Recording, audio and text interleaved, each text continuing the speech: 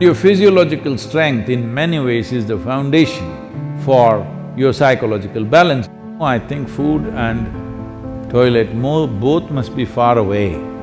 Then you will keep your physiology in a conscious condition.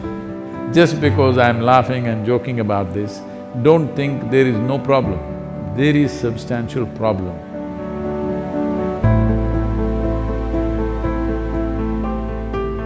Sadhguru, during the lockdown, we have gained a lot of weight from overeating and no physical activity. Can you offer us some simple weight loss tips, please? I was in Chennai a few years ago and I was talking to some of the business community in Chennai.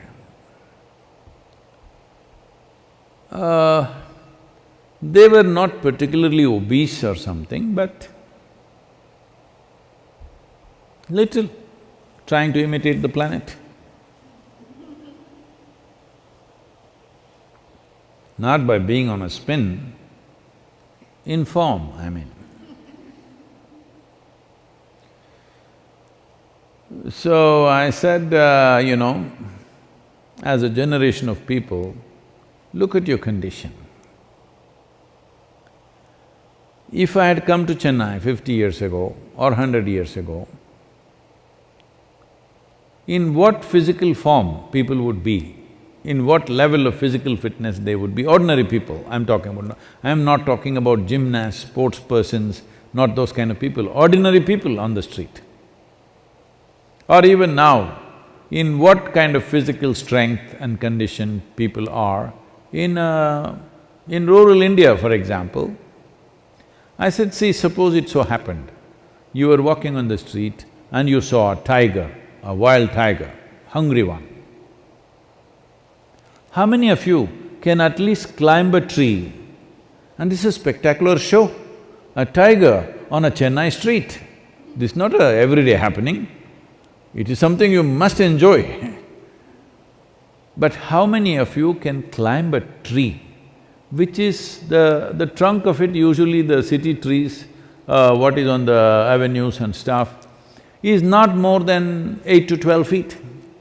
How many of you can climb this 8 to 12 feet and sit on a branch and enjoy the wildlife view?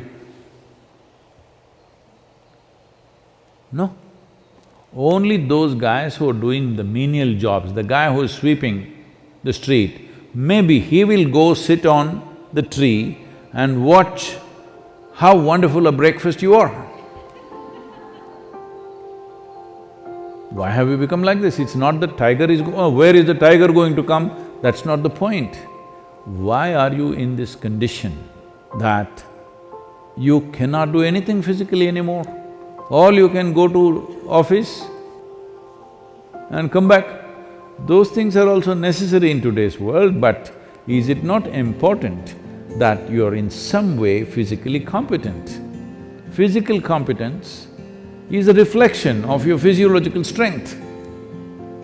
And your physiological strength in many ways is the foundation for your psychological balance. It is no more in question. Your physiological strength is the foundation for your psychological balance in many ways. We've always been saying this, the yogic sciences, but people have been laughing at it because everything is keyhole. People say brain is a separate study. That's why yesterday I confessed with all the neuro experts, see, I don't have a brain. At least most of the time it's not working. I keep it off. There is enough from the tips of my hair to my toes. There are enough cells with enough memory and intelligence, they will do my life. I have disciplined them nicely. They will do my life the way I want. Because a large part of day-to-day work and day-to-day functioning is just a repeat work. All you need is a clerk. You don't need a super brilliant person to do all these things. So I have trained them and they do their work. I don't have to think how to eat, how to sit, how to stand, how to breathe, nonsense. It just happens by itself because a very stable and effervescent physiological condition is very, very important to have a certain level of psychological freedom. Otherwise, every little thing you do, you have to think. Once you think, inevitably you're confused about every damn thing that you do. Now, you're talking about because of virus you ate too much. This is not because of virus you're eating too much. This is a kind of a compensatory activity that, you will see this in the cinema theaters and everything. If you have nothing to do, never before in the history of humanity was food simply available like this all the time. It's a wrong thing that everywhere you walk there is food. It should not be. I see some of the corporations in America are organizing like this. Food and toilet should always be within whatever 50 feet or 100 feet, something they've fixed, 50 feet I think. Within 50 feet of wherever you are, there must always be food, and that food is usually 1 month old, of course, and there is a toilet. No, I think food and toilet both must be far away.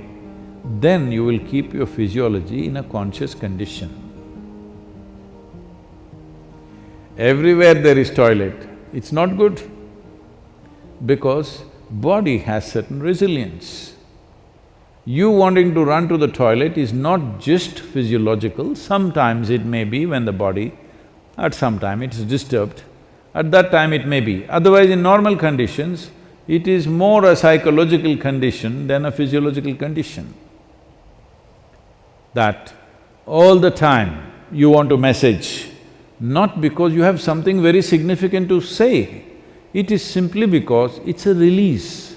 Similarly, going to the toilet is a release, sexuality is a release, wherever, whenever, whatever, all the time the same things, because you are building up nonsense within yourself all the time, you need a release, all the time release.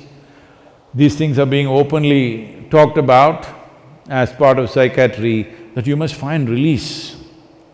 Why are you pent up? I think in one of the interviews, some journalist was asking me, Sadhguru, what do you do to unwind yourself? I said, what? Why will I wind myself up, first of all? I don't wind myself up and then want to unwind somewhere. What are you? Are you a grandfather clock or something? You wind yourself up. Even the watch doesn't need any winding anymore, it runs by itself. Why are you winding yourself up? This is simply because you understand life as an accumulation. Yes, body is an accumulation, mind is an accumulation, but life is not an accumulation, it's a phenomena that's happening. If you have not tasted that phenomena, you know only accumulations, you always think the safety is in accumulation, whether it's wealth, money, this, that, and body. But at least your money you can keep it in the bank, though it may be heavy in your mind. But if you accumulate too much body, you have to carry it around every moment of your life. And in the world today,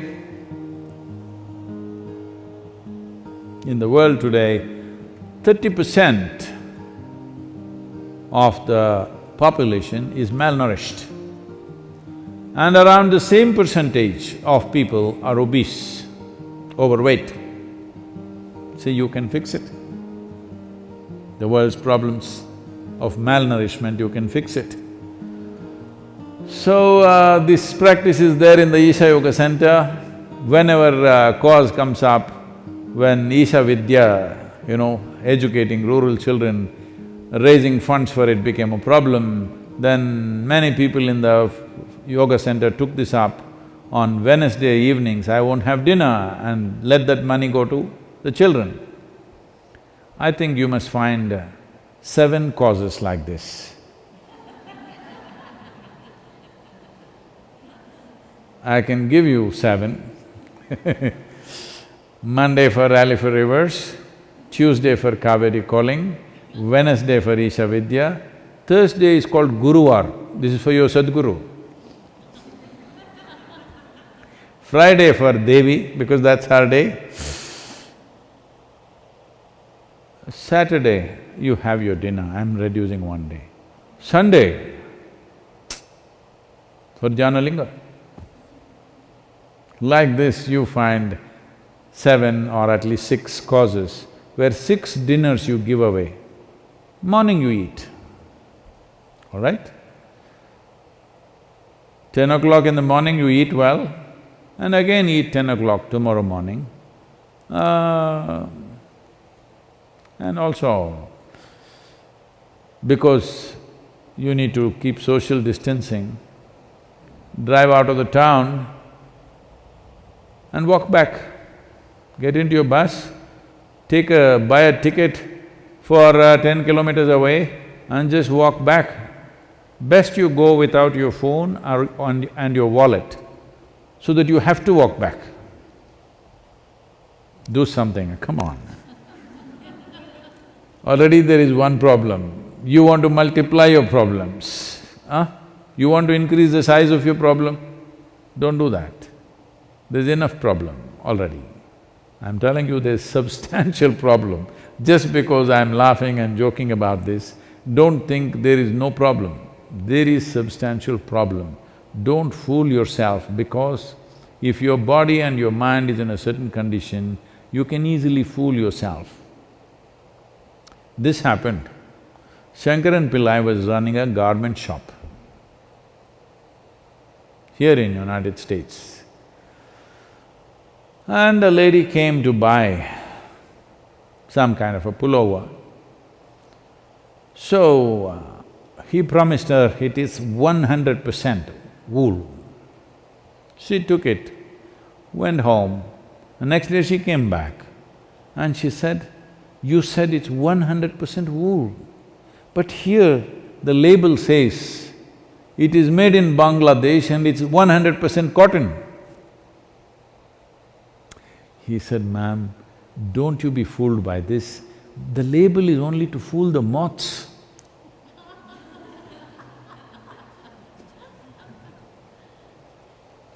Like this, there are so many labels all over the world, don't go by that. This is a simple experiment you must do, all of you who are sitting now on the floor. When you get up, you must use only 2 limbs to stand up. All of you, in your life you must keep this up however old you are. This is a simple test for you. You sit down cross-legged, and when you want to stand up, you use only 2 limbs. That means you don't do 4-wheel drive. Just get up with your legs. This much fitness at least you must manage. If you can't climb a tree, there are not enough tigers to, for them to roam in your city. If you can't climb a tree, it's okay, but at least you must be able to stand up. This much fitness you must maintain. Please do that for yourself.